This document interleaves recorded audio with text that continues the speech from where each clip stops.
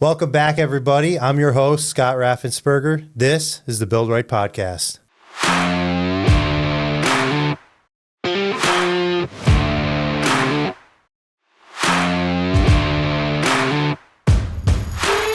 Welcome back, everyone. Thanks for joining us. We got a very special show today. With us is both Andy and Kevin Gutman, correct, of Bennett Contracting. Thanks for coming on, guys. Thank you. Thanks for having us. Yeah, I know you guys are incredibly busy. You've got quite the company, which we'll dive into in a little bit. But what's going on? What's new? Well, we're cranking through this year. We're coming off our best year ever last year, 2024, with a decent backlog, and we're trying to keep the momentum going. Things have been a little different this year. First half of the year was definitely a little bit quieter in terms of leads, but we're always trying to stay on top of our game at Bennett. We consider ourselves the leader in the remodeling industry in the capital region, and we're looking forward to what we can do with what we've got. We've got a great team in place, and I don't know if you have any other. Yeah, I mean, I think this year demand has lightened up a little bit. We're still seeing a lot of leads coming in. People are still investing in their home, but not quite like it was 2 or 3 years ago when people were jumping at large scale projects. We've also recently done a hiring push too. I know there's a lot of news about jobs being down and stuff like that, but I think in the past 4 months we've hired 12 people. So we're up kind of near our highest employment level, about 80 employees now at Bennett Contracting. Oh, wow. So, we're excited about that. We've got a strong backlog, probably about 6 months out or so. Yeah. Take us through most of the winter. That's kind of the ideal backlog range for us, is roughly 6 to 8 months. When we were at the peak of the post-pandemic, I think we were pushing 10 to 12 months, which in doing, remodeling, particularly the design build side where you're doing kitchens and bathrooms, a customer signs up with us to then have to wait 10, 12 months to do the work. In the meantime, you're making selections and waiting 8 months. Customers are forgetting what they picked 8 months ago, so right. The ideal kind of the lag between the time that they sign the contract and we do the work is anywhere from 4 to 6 months. And we're kind of right in that window right now, which is a good, healthy place to be. That's your sweet spot. Yeah. Okay. What do you guys focus on? You just said kitchens and baths. Is that your main game? That's our biggest part of our game, but we do basically everything. We're a full service remodeling contractor.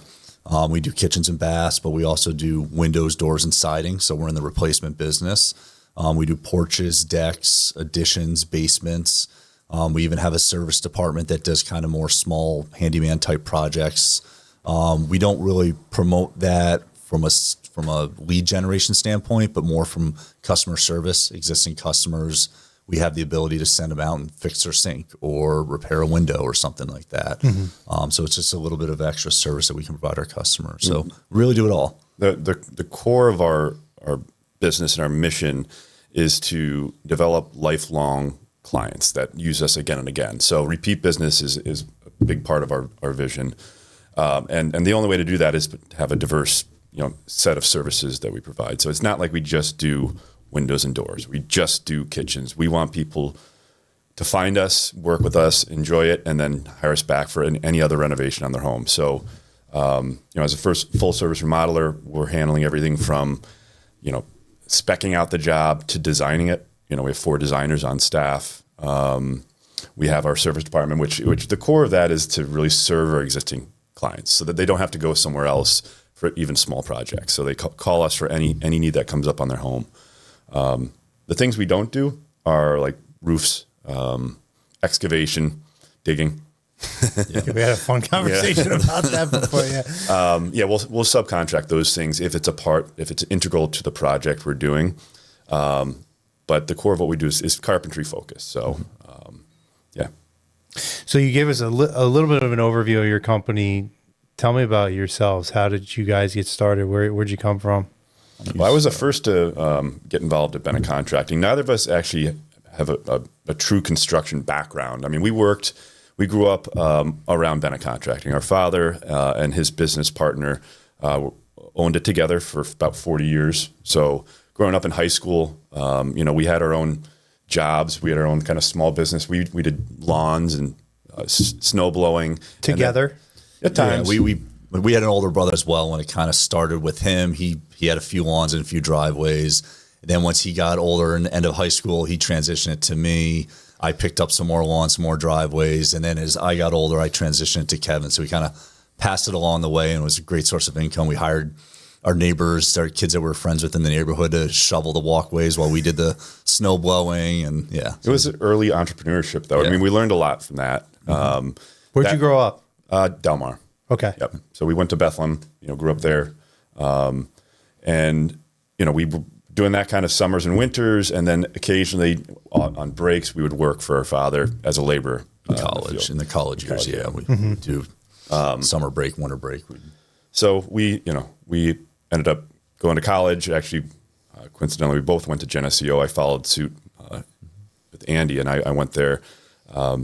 Andy, he can tell you more about his accounting background. He kind of took that path as a CPA. I went into finance, and we never had intentions of like pursuing the family business. We wanted to kind of go out on our own, but I think the timing with our father and his business partner Greg, their upcoming retirement aligned with kind of us desiring a change in our careers. So I was 5 years in New York City in finance. I was trading, and I discovered that's not what I wanted to do long term. I was about to get married, and I wanted to start a family, and I didn't really want to do that in the city. So I gave it a shot, and I said, I'm going to, try working at Bennett Contracting and learn all the ropes and discover, is it something that would be a good fit for me? And so, were you ever around that as a kid? Did you jump in with your dad if they needed help on jobs, or not? Not really. I mean, we would go visit him at the office, and our father and Greg, they were owner operators, but they as well were not carpenters by trade. So I think we inherited that from our father, the passion to like get a team together, to create systems and empower people, and help people succeed. What they were good at was finding people that were better at doing the job than them. So they didn't want to be the best salesperson. They didn't want to be the best job site supervisor, the best carpenter, the best window installer. They wanted to hire the people that were the best at that. Right. And then they managed them, provided them the systems and the processes to do their job in a way that they would enjoy doing it. So where did the name Bennett come from? Yeah, that's a good story. So it goes back to 1915. Dan Bennett, he was a steam fitter on the railroad, and he decided to come back to the Albany area and start a plumbing business, because plumbing at the time was the hot new technology. Indoor plumbing and heating was surprisingly like technology at the time, 1950. That's crazy. Yeah. I'm trying to put myself in there. You're talking over 100 years Over ago. 100 years ago, yep. Okay. So Dan Bennett started the company. Before the Roaring 20s. Before the Roaring 20s. And he started in Delmar. So he had a garage in Delmar. He would, we still have contracts in our office that were signed on the back of an envelope saying, I will install plumbing in your house for $300. And the customer signed it, and they signed it from 1920 or 1915. So he started the business that way, and he grew it in Delmar over the years. And he only had daughters. So he had 4 daughters. And after World War II, they all got married, and the son-in-laws were the ones that eventually took over the business. So the name Bennett kind of ended with that, because he didn't have any sons. But his son-in-laws took over the second generation, and they really grew the business in Delmar to become a very large heating and plumbing company throughout the capital region. It was in the late 70s that one of his grandsons, Dan Bennett's grandson, Greg Jackson, who became our dad's business partner, got involved with the business. He was a ski instructor in Killington and kind of living a ski bum life as a 20-year-old or 25-year-old. He got brought in to start an installation division. Our father, who was working for Board & Chemical, he was selling insulation, blowing in insulation, actually lost his job, and he was kind of advising them how to start the business. And when he lost his job because they banned the blown-in cellulose insulation. Formaldehyde Yeah, whatever was in the insulation, they banned it. So he lost his job. He moved back to the area, and he basically had nothing at the time. And he took all of his savings that he had, and he put it into become an owner of the insulation division of DA Bennett Heating and Cooling. So the two of them started that with another partner, and they started an insulation business. And that's how our family got into the business. And then this was in the 70s when the oil embargoes were going on and fuel prices were skyrocketing. Yeah. Heating homes was becoming expensive, and homes really didn't have insulation back then. Yeah. It was newspaper. Newspaper, brick, maybe. So it was a new technology that they were going in and installing it in attics and walls with the blown-in cellulose trucks. And they saw the opportunity in that. The two of them really did, and the other owners, D. Bennett at the time, were not that interested in taking that risk. So they agreed to spin off Bennett Contracting separate from D.A. Bennett. And that's when kind of their ownership began. It was 1981. 84, I think, was when they officially bought out any of the remaining D.A. Bennett folks, and they owned it independently from D.A. Bennett. So now there's D.A. Bennett and Bennett Contracting. And if you talk to a lot of people in the Delmar area or Albany area that have been here for a while, they'll still call us D.A. Bennett. Yeah. Is D.A. Bennett still around? No, they were bought out by Service Experts, which is part of Lennox. They went around the country buying up small HVAC companies, and D.A. Bennett was one of those. Yeah, so that was in the 90s when that happened, and I think the name officially disappeared, and it's Roland J. Down is now also part of that. So Roland J. Down got acquired and after D.A. Bennett, and I think they kept the Roland J. Down name for the local, name recognition. So local division or whatever. Yeah. You know what's interesting to me is looking at that insulation when the company decided to add an insulation branch, and so often today you see legislation pushing for changes in construction, and they don't really stick or they don't resonate well with people unless it makes sense monetarily. Like the cost of heating was getting expensive. So how do we fix this? We add insulation to houses. Yep. You don't tell people, oh, you have to put insulation in your house and then expect it to stick. Market driven. It's so market driven. Yeah. We dealing with that right now with the electric. And then in the 70s, once that insulation started taking off, 80s was when the electrical boom was, right? Because it was cheaper. And now we're going back. It's just weird. I mean, and Greg always said, he's like, when there's a flood, build boats. So with the energy crisis, he was, all right, well, let's get into the insulation business. And what was interesting was that led to obviously then like storm windows and storm doors, and then windows and doors, and then all sorts of other aspects of contracting. So we really went from being part of a plumbing company to being an insulation company to being a remodeling company. That was kind of how the evolution happened. It's crazy how long it took for that. In the world we live in today, so many people want like overnight success stuff. I mean, it's been over 100 years to get you guys molded to where you are. That's pretty cool. And we're still changing every day. And it's a slow evolution. We wish we could move faster at times, but you have to be strategic with your changes and your evolution. The kitchen and bath stuff, that's new for us. We had always done kitchens and bathrooms from probably the 90s on, but we didn't get into it to the level that we do it now until probably about 10 years ago. 10, 11 years ago. We hired our first, we hired our first designer.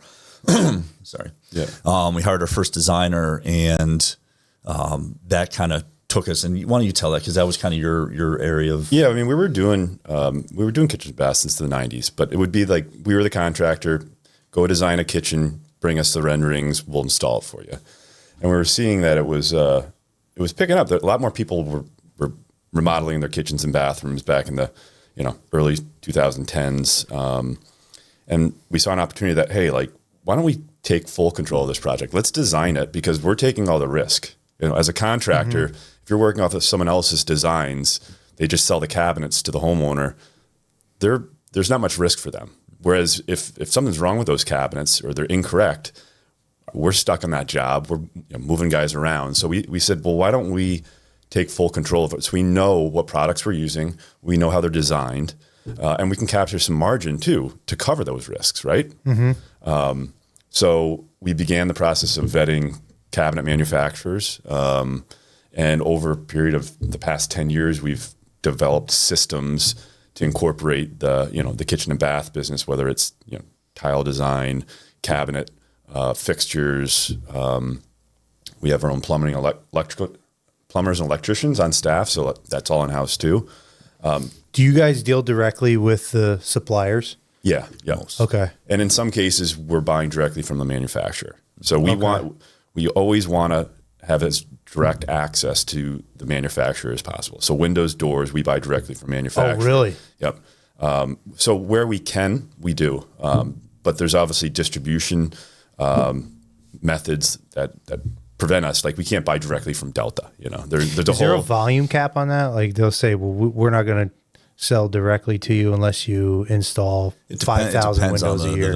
It depends. Yeah. I mean, windows and doors, it's unique. We buy directly from Provia out of Ohio. And cabinets, we buy directly from those manufacturers. So we're technically a dealer, even though we're not retail. We're not trying to just sell to other contractors or anything like that. But again, that gives us a certain level of control that you remove the middleman as much as possible. Because the more hands, it passes through, the more risk of errors, of damage, that sort of thing. So, and I'm sure it still allows you to be competitive with other companies, but make more money on it. Yeah, hopefully. I mean, we certainly can cut out some costs, by buying direct. There are some volume things that come with that. I think we are pretty high volume remodeler, so that gives us an advantage and certain leverage too. Mm-hmm. So. Very cool. So would you ever have a cabinet division, like a custom shop, or you like dealing with the... I don't think we'd go that route of being a millwork, and making our own cabinets. There are local companies that do it and they do it well. I don't think that works with our model. Mm-hmm. I think we are a remodeling company. We're not a manufacturing company. So I think for us, it's... Yeah, and we have a good grasp on scaling.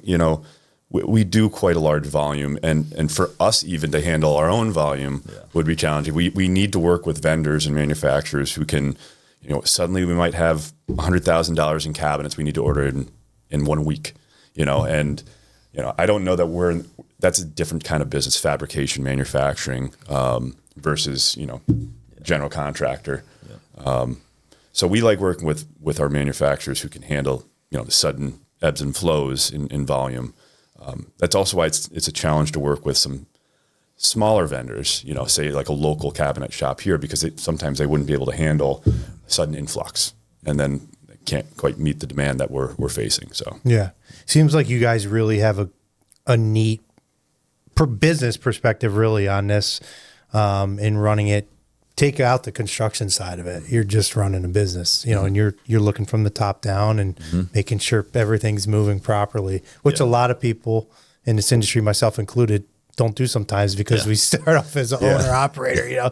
We're in the machine when we shouldn't be. Well, one of the best things that you have is that skill set, but that also can hinder you at times, right? Yeah. Because you can do it better than the guy that you hire. And we can't do it better than the guy we hire. We have to rely on hiring the right people to do it much better than us. Yeah, I admire that. Yeah, I mean, that's hard to do. It is, yeah. We were trained pretty well by our father and his business partner in thinking that way, Yeah, it's certainly an exception, I think, in the industry that we're not trade carpenters by trade or anything like that. Most people do start work in the field, have a passion for it, then they want to grow their business. So I think, there's pros and cons to it, but we, like Andy mentioned earlier, we want to find people who are better at everything than us and let them succeed. Give them the resources that they need to succeed, because that only helps us. That helps our business. Sometimes, the best person in the field doesn't make the best manager in the office, Other times you'd be surprised that, some people who are in the field excel at say, sales or management. And it's kind of finding the right person. And then, like I said earlier, giving them the resources to excel. So, Kevin, you started in finance, right? Andy, you were in accounting. Yeah, so I went to Geneseo as well. After college, like Kevin said, our dad didn't push us into the business at all. In fact, in the 90s, the business was kind of struggling. That was a little bit tough time. So he kind of almost said, what was it? Do you know what the reason was for that? Just the overall economy? I know they were booming towards the late 80s and early 90s. And then there was a little bit of a crash in the early 90s. They did a lot more commercial work. So they were more susceptible to the ebbs and flows of the big commercial jobs, and a few bad jobs here and there can really put a damper on the year. So it was just, the business was different then. Their volume in terms of residential remodeling like we do now wasn't there, so it didn't have that stability. And in construction, there's kind of like this tiered path as businesses grow. You can go from, yourself and a couple employees, then you got to jump to, maybe you're not out in the field working, on the job site, and you get 10 employees. And at each stage, there's kind of a period where you don't make quite the profit that you were maybe making a year before as you attempt to make those growth steps. So I think that was one of the growing pains that they were going through at that time. They probably had 20, 25 employees, and kind of making that next leap to, having someone do payroll, having someone in the office answering the phone, having 4 or 5 managers, trading your time. Yeah. And so, I think we're sort of nearing the cusp right now at 80 employees, where making the next leap, it requires a certain amount of investment into the company, taking some risks to get that next level. And I think we're at kind of a cusp deciding if we want to make that leap, in the next few years. So, I want to hear your story. Yeah. Oh yeah. Sorry. I know you got so much stuff to talk about. We're bouncing all over the place. So you went to college, Geneseo. Yep. So after college, I got a job at a CPA firm in Rochester. That was my career plan, was to do that and see where it took me. It was a great job. I worked at the Bonadio Group. They actually have an office here in Albany as well. They're on Wolf Road, right? Is that them, they're off of 155. Okay. So by Central Ave. So it was a great firm to work at. I did that for 12 years. I was on the partner path. I was probably less than a year away from partner before I left. But what happened was in 2011, when he joined Bennett, I started talking to him about the prospect of me getting involved. And I did a lot of work with contractors. That was my primary customer or client base when I was at Bonadio. I did audits, consulting, all sorts of work with the various contractors, from large commercial, heavy highway, HVAC contractors. So I did get a good insight into the financial side of the construction business, which was very useful. But when he joined, we started talking, just him and I initially.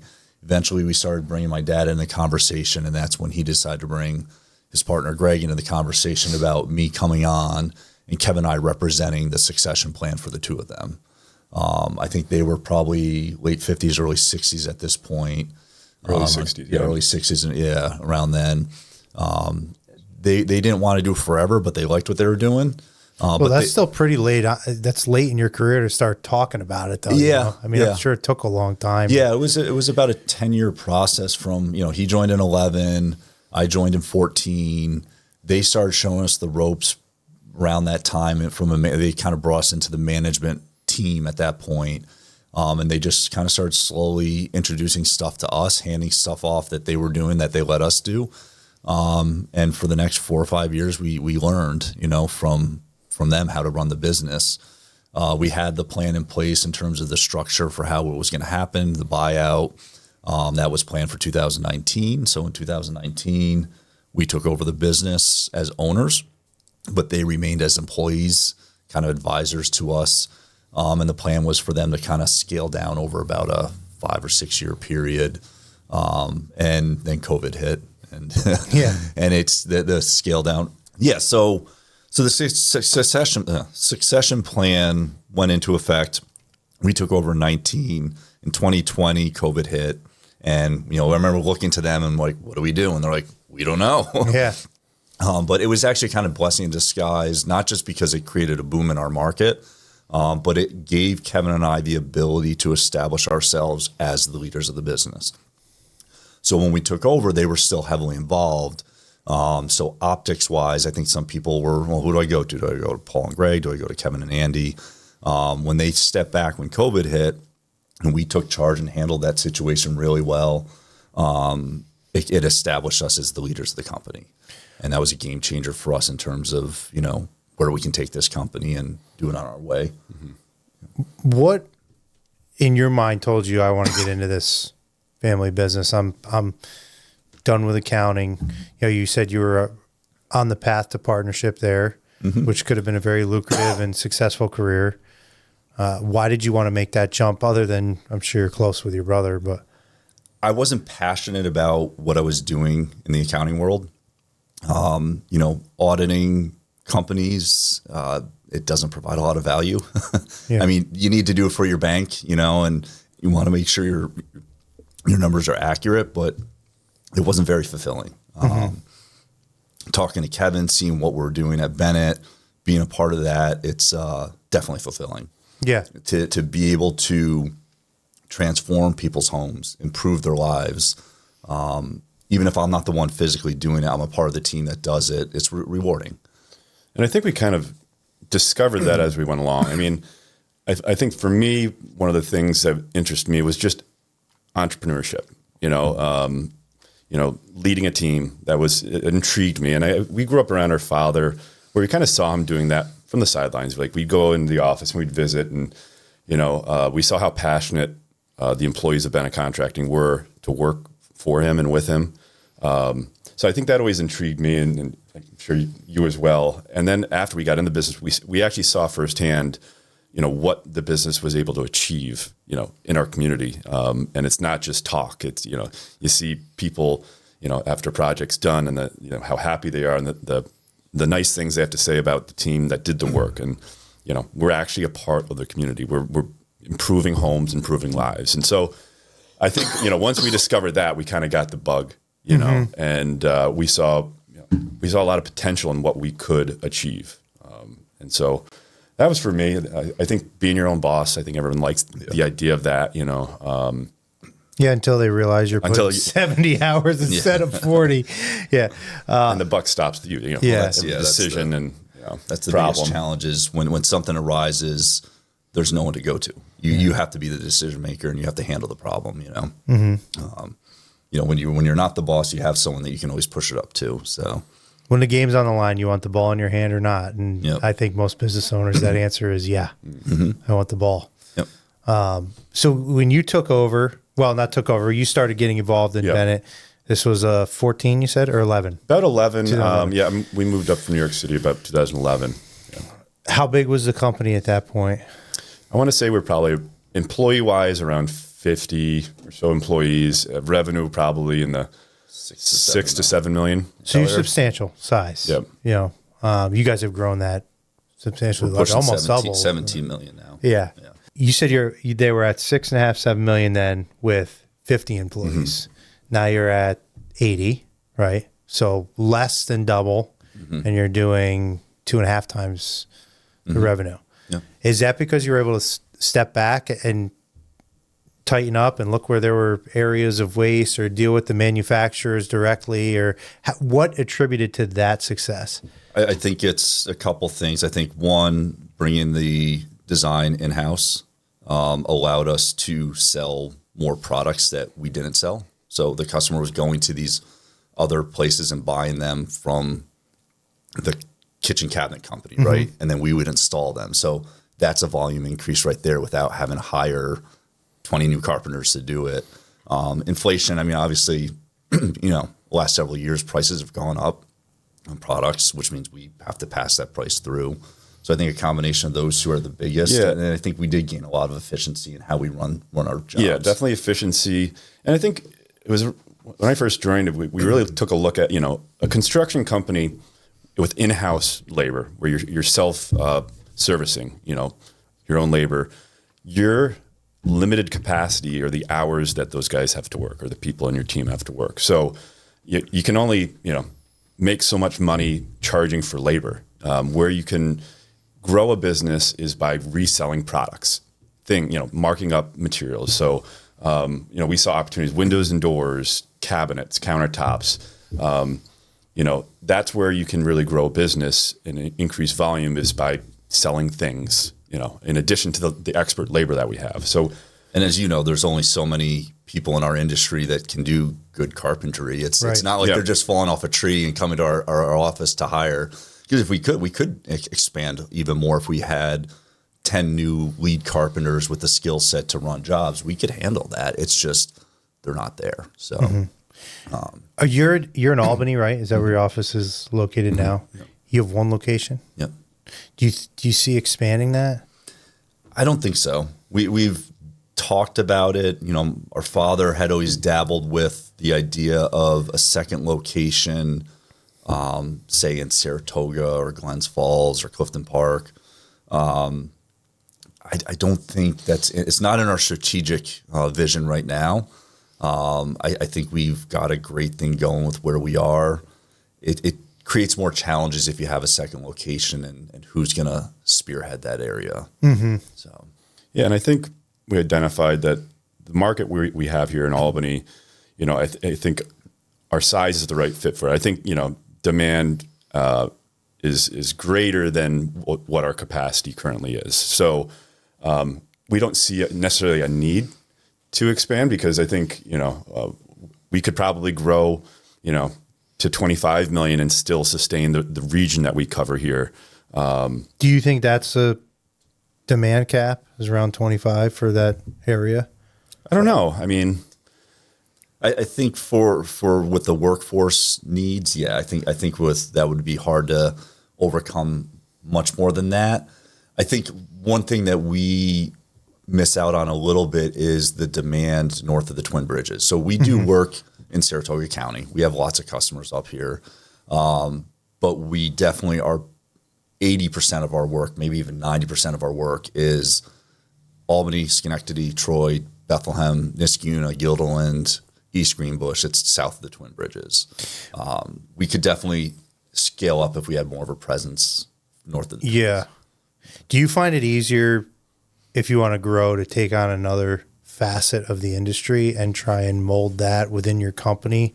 So you're taking on that extra work in the same jurisdiction or opening up another location as a specialist in what you already do? I mean, you mean in terms of adding a new like line of service or product? Yeah, you know, to so grow? there's always going to be a market cap for windows in a certain zip code. Well, okay, we've reached that cap. Now let's do insulation in windows. Okay, now let's do kitchens insulation in windows. You know, do you think it's easier to add another facet or add another tool to your belt or to go to another location? It's easy to try. It's hard to succeed. You know, Yeah. I think, you know, getting outside of your expertise is always a risky thing, you know, like getting into roofing, like yeah, it has to do with remodeling. Okay. All houses have roofs, but getting into the roofing business, while you could add a lot of volume, it's a tough business just to take on. It's, you know, different types of equipment and tools and insurance and crews and leadership and products and warranties. And so, yeah, we could say we want to take on roofing, but you kind of taking on a completely different business than we always do. I mean, one thing that we've been talking about recently is overhead doors. Yep. That's something that we might consider bringing on is overhead doors into our service area. Yeah. You know, and that's, you know, the products are similar. I mean, you know, there's a little bit more mechanics, electrical, but it's pretty basic stuff, and it lines up with the exterior remodeling that we do. So we're doing windows, we're doing doors, siding, garage doors. Seems like it could align. So we're looking into that. That's a good example where maybe we could increase some volume by adding a new service line, but it's not too far out of our comfort zone that it would be too much of a risk. I mean, one thing we could go back to is our origins of HVAC, but we have no interest in that. Yeah. I mean, there's a lot of competition in that industry. That's also an industry that's a service-based industry, right? So you need to have 24-hour service technicians. If someone's heat goes in the middle of the winter, you need to be there to take care of that immediately. If there's a leak in a pipe, you need to fix that immediately. We don't have that desire to be that type of business. So I would think that would be the area, would be the easiest to enter into, but it's just not our model. Yeah. And I don't think it's easy adding another tool to your belt. I was just curious of whether you thought it would be easier than opening up another location, doing the same thing. I would say so. I mean, geographically adding another location, it has all its other challenges. You have to, because you do have to have physical leadership there to guide and oversee what's going on. So, just that geographic change would be tough to manage. Making sure the culture that we've established where we are finds itself in that other location, which is a challenge too. So you talk about culture, you just mentioned culture. With 80 guys and gals, that's got to be something that's pretty important to you. How have you created that, and what is it? What is the culture like in your company? I think we'll go back to our purpose and mission. And I think, we state it. Part of our purpose is to serve our customers and our employees and support each other, create a supportive environment where they can succeed. All for the betterment of our community. Yeah. So just starting right there, that's our mindset is how can we help, make our employees' lives better, and by helping them, they'll hopefully be great employees to serve the company back. So that's always our mindset when we're talking to our employees. A lot of business owners sometimes just look at employees as, cogs that, get the job done. And, but we do have a personal vestige with our employees. So starting there, and then we also pull our employees in for a lot of decision making. So there's oftentimes conversations, whether it's our office staff or field staff, we get their input. We got to get their buy-in too, to make sure, if we're adding a product or a process to our system, or safety. Safety is a big part of our culture that we really do want our employees to be safe and not get hurt and go home every day to see their family. So I think our employees and our team receives that, and they look out for each other. We've got some employees who have worked for us well before we were there, and in some cases, 41 years. 46 years. Yeah. Longer than we were even alive. Yeah. So, there's a few employees that have been there since we were children. And, so these people have made careers out of it. We've got new people who have come in, and they're getting into the fold of that culture as well, and seeing that and wanting to get their career lifelong with Bennett. So, have you guys seen a change? Obviously, you've got a large span of ages in your team. Have you seen a change in how you have to deal with younger people coming up, or do they kind of fall into place? I do a lot. I do all the hiring for the field.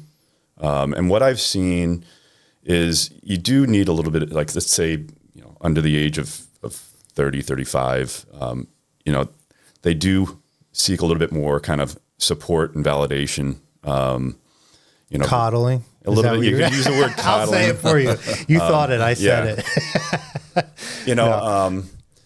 Outside of those people who maybe have grown up in the industry, I think, people have grown up in the industry, their family, parents, uncles, aunts have kind of taught them, work ethic, so some of that has to be learned, some of the guys that are younger, maybe they start the day a little bit later. They're not getting the job site at 6:30 in the morning. They're getting there at 7:30 or 8.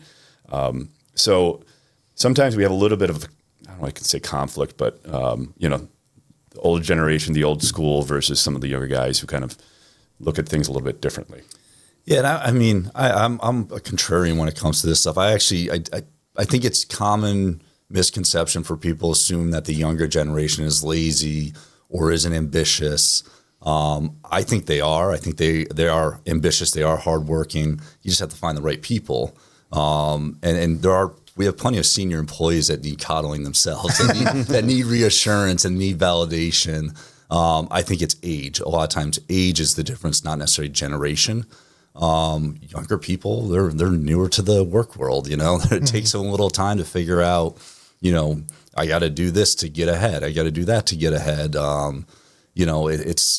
But at the same time, we have some really great young, talented people that we've hired at 20, at 22, 23, that work hard, very talented, and are committed to the craft, and they're succeeding. Yeah. And they exist. I think there's this misconception that there's no more good, hardworking young people. There are. You just have to find them. Yeah. And when you find them, you have to take care of them, which we do. Yeah. Yeah, I think, oftentimes I'll look at candidates, and someone could have vast experience, but if they don't have the right kind of personality, characteristics like work ethic, reliability, communication, someone who's well-spoken, can communicate their thoughts well, that's sometimes more important. And I see a lot of potential in that. So potential is what I'm often looking for. Is not can they today do that task? It's, can they be developed to succeed with that task? So. Mm-hmm.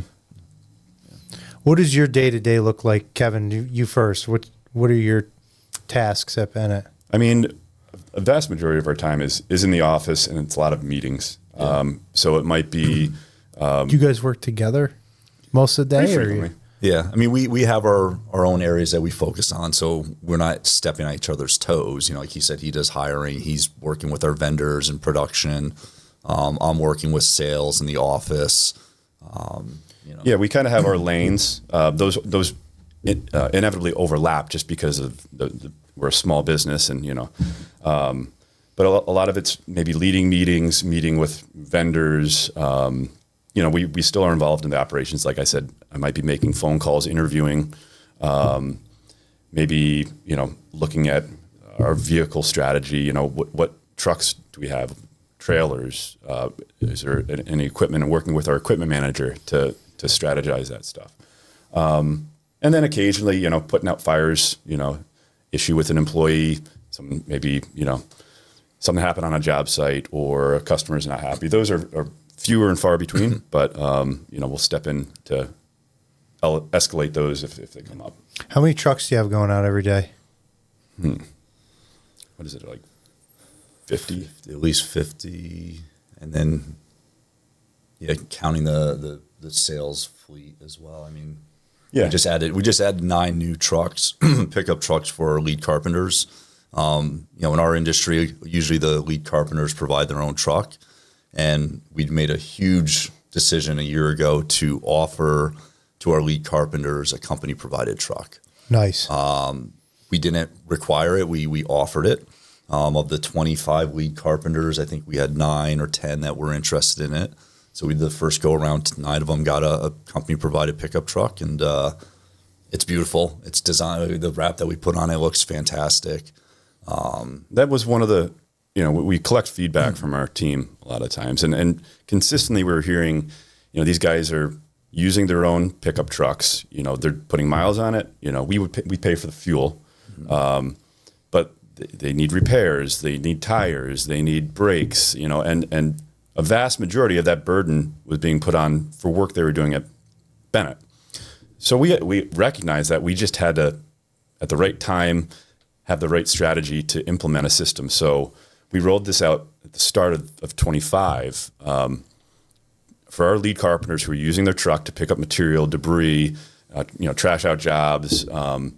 We offered 2 options. One, a company provided vehicle where we cover all the costs of service, maintenance, the lease, everything, or a vehicle maintenance reimbursement program. So I wouldn't call it a stipend, but they can submit for reimbursement for service and repairs on their truck that they're using to work at Bennett. Mm-hmm. So, depending on your level of responsibility at the company, determines that amount. So we created some equitability there where, you could choose that if you don't want a company truck, or you could have the company truck.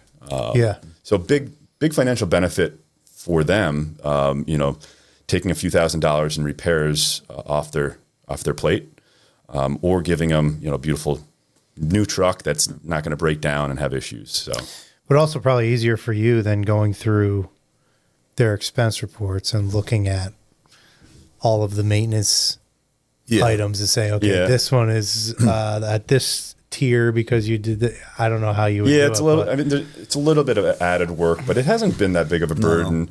No. We have criteria for what qualifies for reimbursement. And our asset manager, he's the one that manages all those approvals, and he reviews everything to make sure that they're not going out and, purchasing, tires for the truck that are more just like, vanity tires as opposed to like work tires. Mm-hmm. We require them to go through this asset manager to make the purchases or get approval for. No Pirellis. Yeah, exactly. He probably would buy them. The company your size, you said systems like 4 or 5 times, and I know from talking to Andy that's a huge factor in your success. With 50 plus trucks going out every day, give me like a walkthrough in the morning. Do they leave from their house and go? Do you let them bring the vans home or trucks home? Do they have to meet somewhere? How does this whole day take place when you've got that many employees? All the above. Yeah. I mean, we've created a really independent culture where like we don't have to have every employee come to the shop, clock in, and then head to the job site. That's just inefficient, right? Yeah. We have maybe at any given time 20 to 30 projects ongoing all over the capital region. And so, most of the time our crews are just starting the day at the job site. So we created systems, like you mentioned, for time entry. So everything's on apps now. So they can clock in and clock out from their phone. They can use purchase orders from their phone. We actually developed our own app for tracking purchase orders. Oh, cool. So they don't have to like drop paperwork off at the office. They take a picture of the receipt and submit it through the app and get sent to them.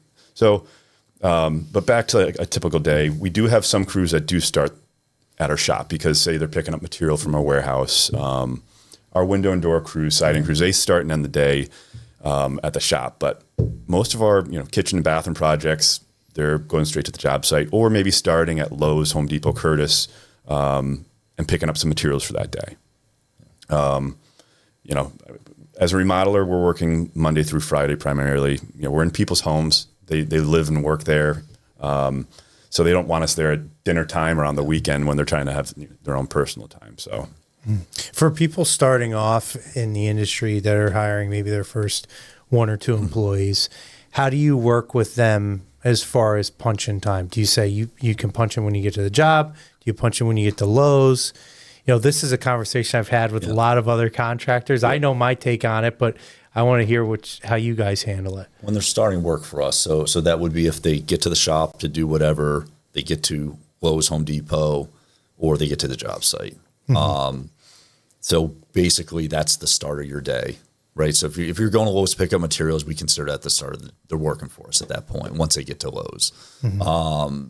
Same thing at the end of the day. If you're coming back to the shop to drop off debris or you're going to pick up something, get Home Depot or Lowe's at the end of the day, when you're done there, that's when you check out. Or you check out off the job site if that's the end of your day.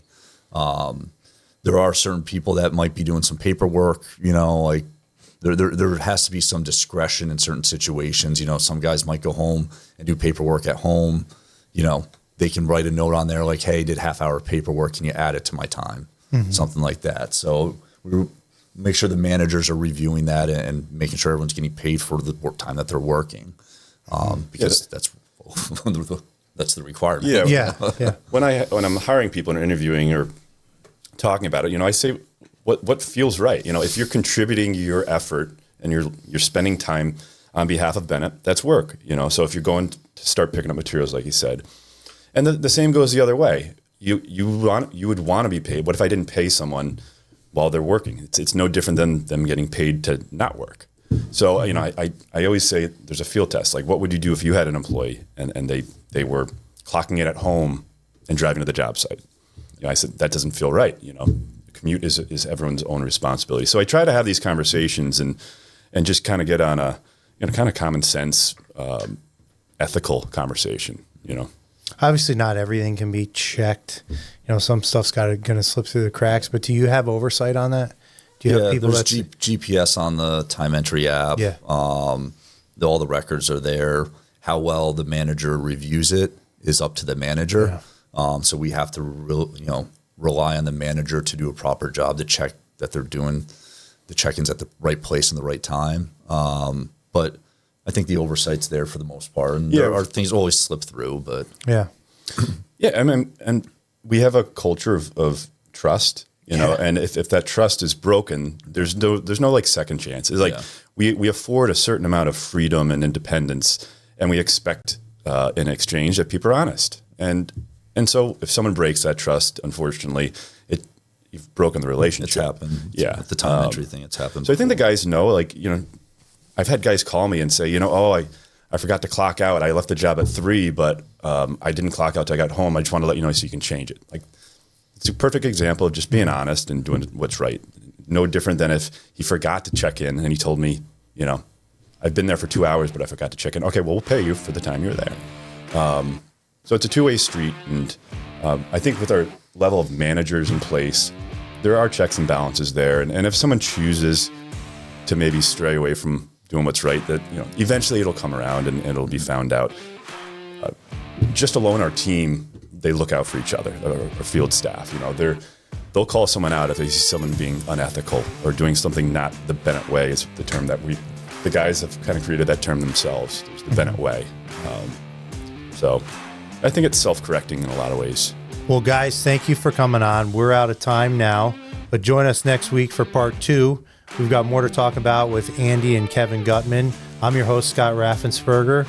If you're liking what you're seeing, make sure to subscribe and smash that like button. Have a good day.